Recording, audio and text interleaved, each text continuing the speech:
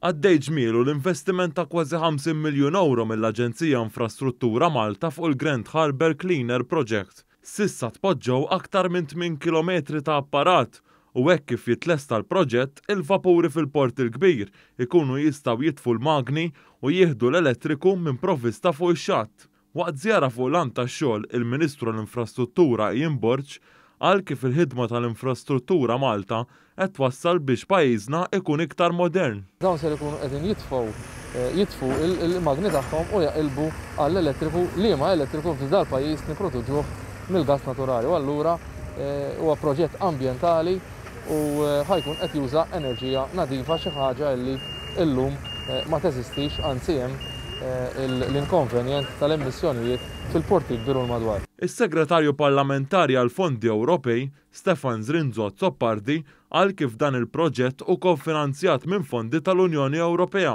Dan il-proġett li permezz tiegħu il-vapuri se jkunu jistgħu jitfu l-magni u jaħdmu fuq l-elettriku li jagħta minn fuq l-art huwa proġett kofinanzjat fondi tal-Unjoni Ewropea li għalih ksibna aktar minn 21.9 miljun euro. Dan l-investiment se jfisser ukoll li madwar 17,000 familja li jgħixu madwar il-port il-kbir se jkollhom arja aktar nadifa u se jonqos b'90% it-tniġġis ta' tħaħen ta' dawn il-vapuri.